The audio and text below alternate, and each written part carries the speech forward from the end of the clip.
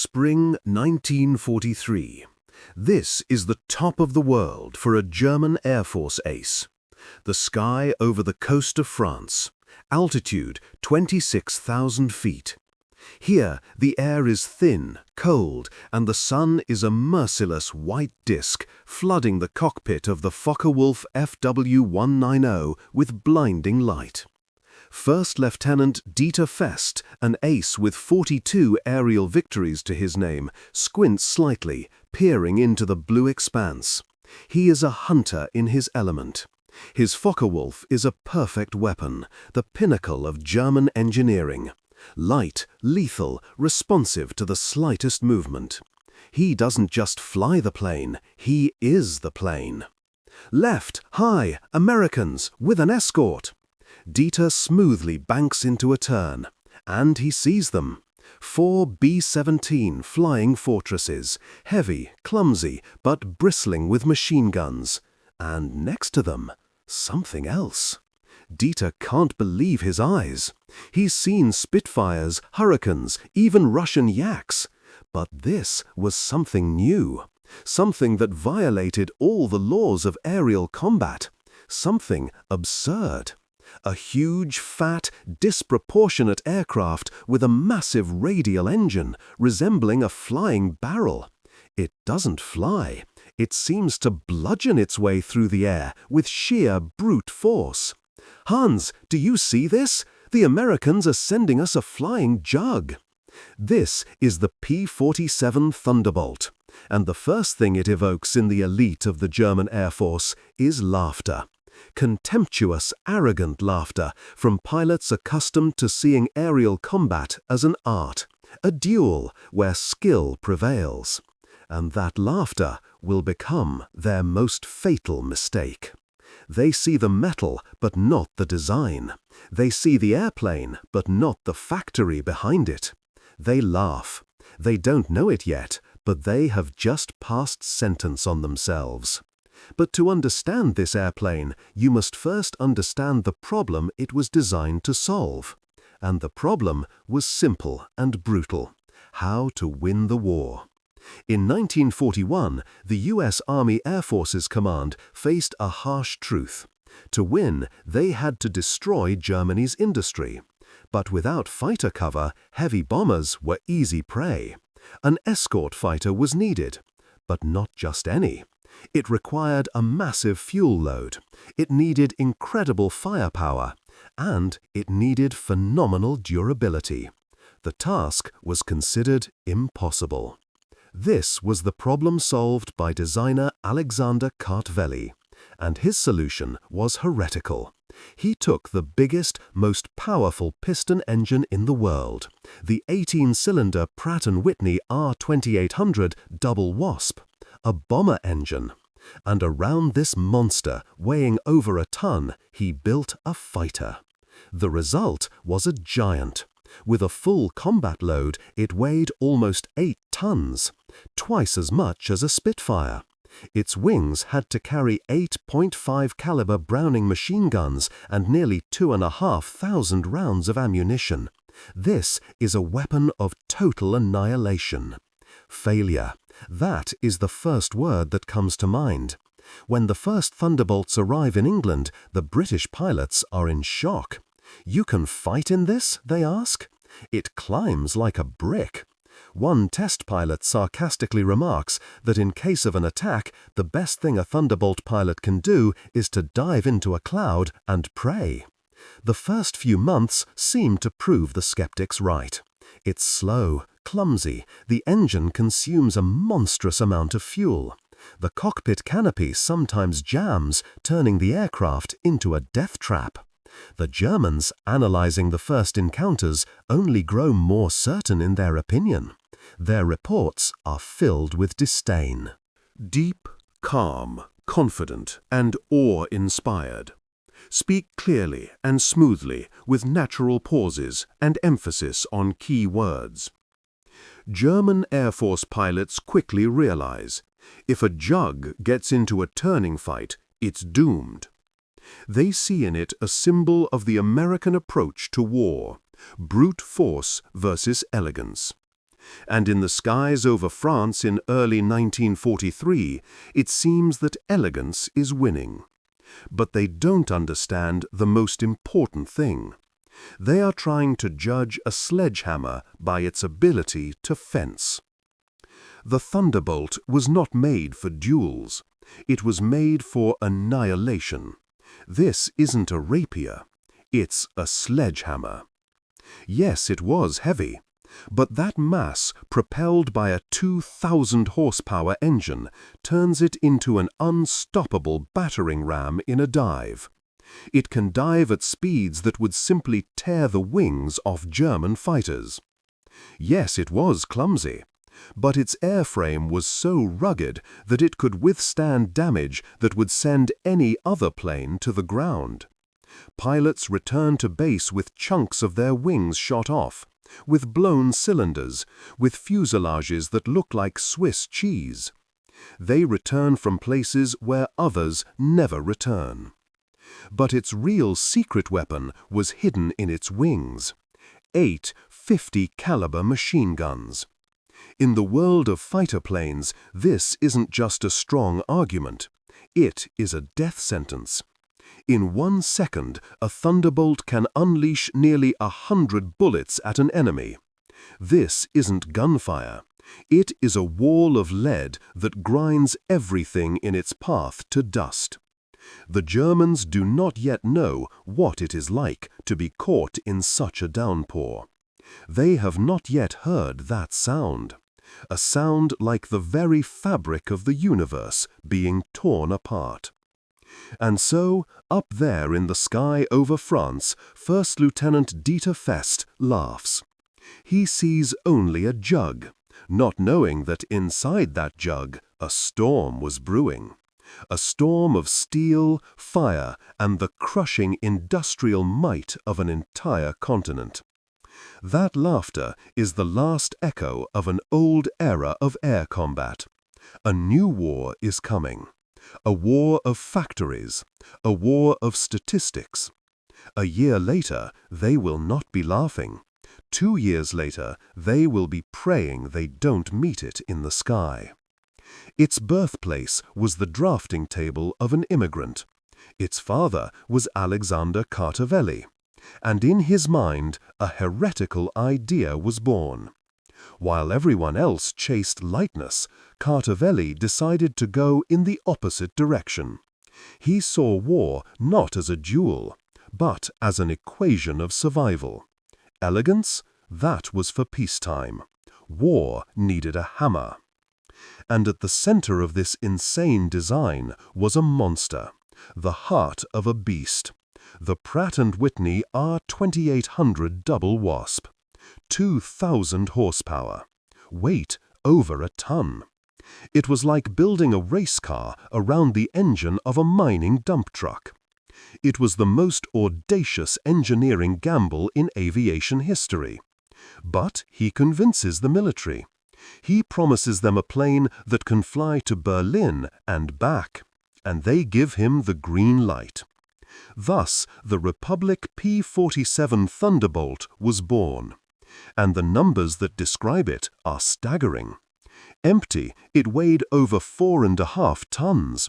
Fully loaded, almost 8. Just think, the ammunition for its 8 machine guns alone weighed more than the entire engine of a Messerschmitt. But on paper, everything looked smooth. Reality turned out to be a catastrophe. The prototype handles terribly. Test pilots write scathing reports. The machine is sluggish. The controls are like a truck's. One of the most terrifying problems, at high altitude, the canopy could be suddenly ripped off by the airflow, dooming the pilot to certain death. When the aircraft arrive in England, the Allies greet them with contempt. The British call it the flying bathtub. No one believes this monster can fight. Even in the US Army Air Forces, skepticism reigns. Any Messerschmitt or Focke-Wulf would outturn it in a couple of circles. And this image of failure is carefully cultivated. The audience must believe the project is on the verge of being cancelled. Millions of dollars wasted. The world looks at the Thunderbolt and renders its verdict: failure. No one yet knows that beneath this ugly shell lies not a mistake, but a revolution. A revolution that would change the rules of the game in the skies over Europe. But for that to happen, another mechanism had to engage. A mechanism that terrified America's enemies far more than any single, even the most perfect airplane. This mechanism is the factory. But it is not just a factory. It is an entire industrial civilization switched into a mode of total war. Welcome to Farmingdale, Long Island, the Republic Aviation Plant. It doesn't sleep, ever. 24 hours a day, 7 days a week. This isn't manufacturing. It is a geological process compressed in time. Thousands of people, women, yesterday's housewives, now hold rivet guns. Rosie the Riveter is not a poster. She is millions of real women building an armada. The sound of the factory is a symphony from hell. And the continuous rattle of rivet guns is a sound that will soon become a harbinger of death for German Air Force pilots. There is no room for elegance here. Efficiency reigns. Every few hours, a new Thunderbolt. And now, the numbers. And this isn't just statistics. This is the mathematics of a death sentence. Over the course of the war, more than 15,600 Thunderbolts will be produced. Think about it. That is more than the total number of Bf-110 fighters Germany produced during the entire war. A German engineer creates a masterpiece. An American worker builds a tool. And in a war, the side with more tools wins. Beyond lies an ocean of logistics. And here is America's true secret weapon, the philosophy of interchangeability. Imagine two mechanics. Germany, 1944. Hans inspects a damaged Messerschmitt, a ruptured oil line. He has to wait for a delivery from the factory, which may have already been bombed. This means days, weeks of downtime. England, 1944. Joe sees a Thunderbolt with a damaged engine. He doesn't fix it. He replaces it. Within a couple of hours, a brand new engine fresh out of the crate is installed. The plane is ready to fight again. This was a collision of two universes, the universe of total scarcity and the universe of limitless abundance. It is this industrial might that transforms the Thunderbolt's weaknesses into its greatest strengths. Its simple construction is a stroke of genius. Its huge size allows for armor. Its gas-guzzling engine, America can afford it. And so the ugly duckling that everyone laughed at becomes an avatar of industrial power. The Germans still believe they are winning the war in the sky. They don't understand that they are losing it on the ground, in factories thousands of miles from the front. They are fighting pilots, but they are up against the entire American economy. They are about to face not an airplane, but an endless river of steel. And then comes the moment of truth. Here, at 23,000 feet, a German Air Force pilot, let's call him Klaus, sees his target, a lone jug. Easy prey. One short burst and the American clod would disintegrate. It had always been this way. He presses the trigger. The shells find their mark. Klaus waits for the explosion, for the fire, but nothing happens. Black smoke pours from the American plane, but it keeps flying. It flies as if nothing happened. Stunned, Klaus moves in closer. And in that moment, the jug bites back. This isn't fighter gunfire. It is a volcanic eruption. 8.50 caliber barrels, 70 bullets per second. Klaus doesn't see traces. He sees a solid, shimmering wall of lead. The bullets don't just puncture duralumin, they rip it apart. They tear off chunks of skin, shatter the armored glass, and shred the engine. In 2 seconds, his perfect Focke-Wulf is turned into a sieve. Shock gives way to disbelief, and then to animal terror. He is not fighting an airplane. He has been caught in an industrial press. And this is only the beginning. Soon, reports filled with horror pour into German Air Force headquarters. "I emptied my entire ammunition load into him. He was smoking like a locomotive, but just kept flying. Their machine guns, they just saw our planes in half." The Thunderbolt gets a new nickname, the Flying Tank. And it earns it again and again. One pilot made it back to his airfield after an anti-aircraft shell tore 3 of his engine's 18 cylinders clean off. The machine refused to die. The tactics change. This is no longer a duel. It is a hunt. Thunderbolts patrol the skies at high altitude. Spotting an enemy, they dive. Their monstrous weight becomes their greatest asset. They accelerate to 500 miles per hour, delivering a lightning-fast strike and then vanishing. For the German Air Force pilots, it is hell. The enemy appears from nowhere, unleashes a waterfall of fire, and disappears. There are becoming too many of them. This is the next stage of shock. Soon, German pilots see not 10, but 50 jugs on the horizon. That's 400 barrels ready to spew fire. Any attack becomes suicide. But the real shock for the Germans was waiting on the ground. Having won air superiority, the Thunderbolt changes professions.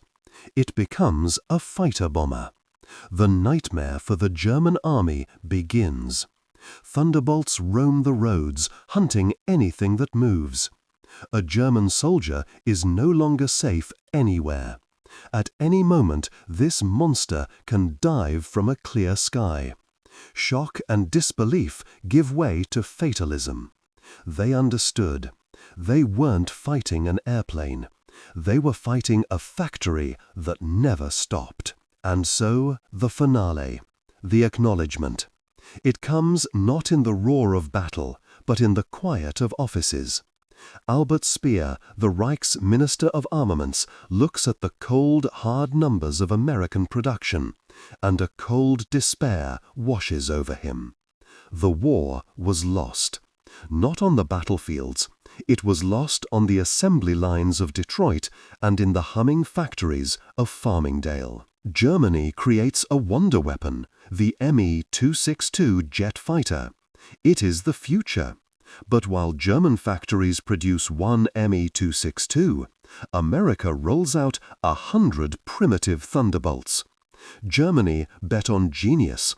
America bet on the system. And the system won. The German ace who has shot down 100 planes is irreplaceable. His death is a tragedy. The American pilot is an interchangeable component. If he is shot down, in a week he is issued a new plane. The system doesn't notice the loss. The German soldier fights the American soldier, but in reality he is fighting Rosie the Riveter. He is fighting the entire economic might of the new world. And now our pilot, Klaus, if he is still alive, is in the sky again. He sees a dot on the horizon. The dot grows, resolving into the familiar, hated silhouette of the jug. But now he doesn't laugh. He feels an existential dread, because he sees not just an aeroplane, he sees the shadow of a factory cast across the sky of Europe. He sees not a pilot before him, he sees the relentless logic of statistics. He understands, even if he shoots down this Thunderbolt, 2 more will appear in its place tomorrow, and then 10, and then 100. This machine doesn't just fly. It moves according to the laws of statistics, logistics, and steel. This is not a fighter. It is a mass-produced death sentence, issued on an assembly line and delivered directly to the heart of the enemy. They laughed when they saw the jug. Then they fell silent, counting the endless armadas in the sky. Then they simply vanished under the steel rain unleashed upon them by the factory that won the war.